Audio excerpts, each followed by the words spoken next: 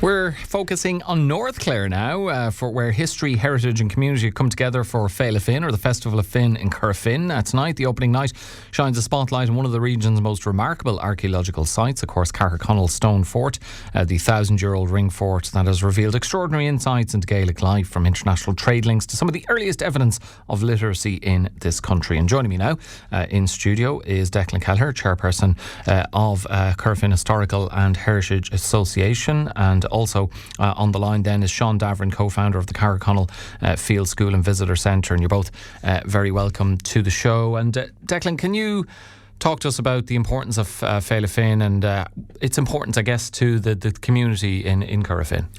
Yeah, certainly, Alan. It's a great celebration of community, and on the first night of Féile Finne, or the Festival of Finne, Cumann Stúchais normally have a spotlight shined on some area of Corofin's past, or the broader past in County Clare.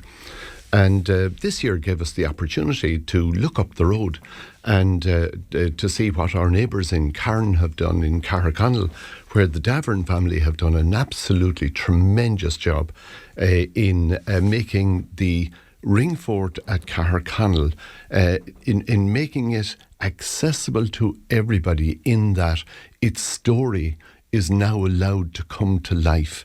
And I feel myself that the fact that Caherconnell was located on the Davoren farm was really lucky for us, because through the work of John and Breda and indeed Sean, the successive excavations there have revealed a fantastic insight into what life is like inside those ringforts.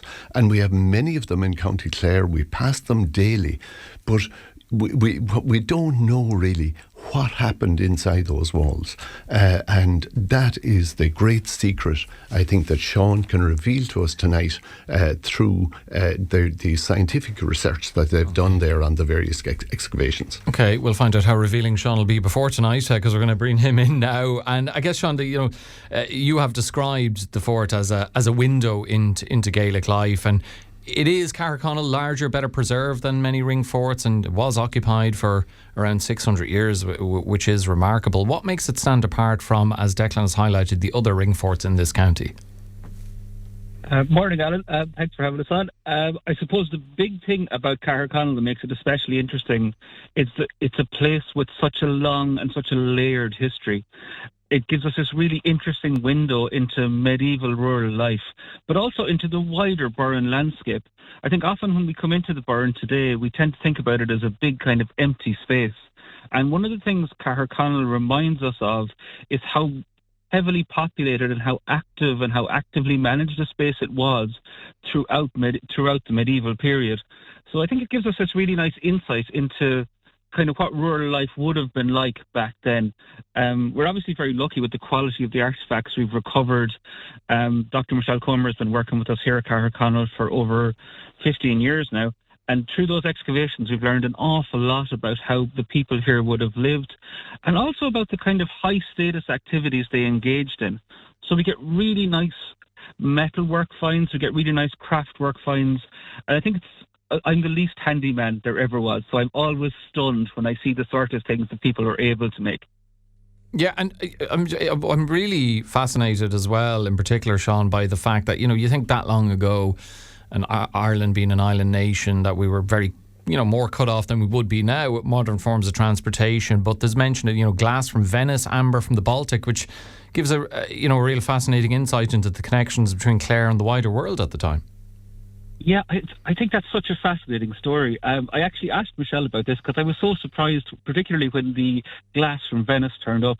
And she made a great point, She said it's really important to remember that the seas are the highways of Europe at this time. And trading cities like Galway on the west of Ireland are actually very much more connected to mainland Europe by regular trade than you might imagine. And that kind of spills over to us here at Caherconnell. I think we often imagine today that we're in this little isolated place on the edge of Europe. And it's good to remember, I suppose, that we've always been connected to these places. And I think it's amazing to see that connection carried on over hundreds of years. Objects like those beads as well really show us, I think, the amazing skill and the craft that the archaeology team bring to the stuff that they do. It's one of the amazing things for us. I always say to people, Alan, that it's kind of, if you imagine thousands of people coming to see the end of your garden, that's kind of how this feels for us as a family here at Caherconnell. And it's wonderful, I think, to be able to share with them these insights and these stories about how life would have been. I often think history has to be brought to life. And one of the ways we bring it to life is with these stories and with these objects. And it's something I'm really looking forward to in Corofin this evening, is being able to tell a story that has this kind of object orientation behind it. I think it brings things much more to life for people, and it makes it a lot more interesting.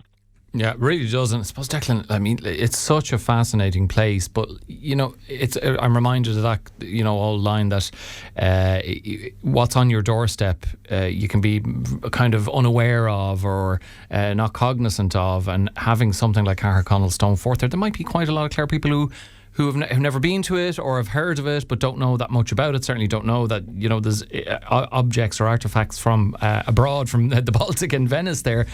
Is that why an event like this evening is so important, and also maybe foster that pride, strengthening community pride and the role local history can play in that? Oh, absolutely. That is so important, and people often think history is something really academic, but anybody listening to Sean there will see how vibrant he is in terms of bringing a real story to life. And that's the opportunity that you have tonight, to come along to Corofin, to join in our sense of community, to celebrate the opening of Féile Finne, the Festival Finne, to enjoy a glass of wine sponsored by Minahan's Centra in Corofin as part of the opening, to listen to Breda, Sean's mum, who's going to launch the festival, a native of Corofin herself, Breda Neelan from Sheshev, and then to hear Sean bring the story of the Ringfort that you've passed so many times on that journey up to Ballyvaughan. At the end of his garden. You've always said, look, I don't have the chance to go in, but now it's coming to you in Corofin. So please come out and join us, and you'll beg fearful Jagus Feherot. Okay, so what time does it get underway, and where are all the details that people will need? Doors open at 7:45. Official launch by Breda at 8:20, and Sean will be on duty at 8:30 telling that story, and he'll have everybody on the edge of their seats. Okay, not to be missed, folks. You'll hear Sean bringing history to life, and there's a glass of wine in it as well. So, I mean, there's extra encouragement for you. My thanks to Declan Kelleher, the chairperson of Cumann Duchas Corofin, and also on the line, Sean Davoren, the co-founder of the Caherconnell Field School and Visitor Centre, with us on Morning Focus.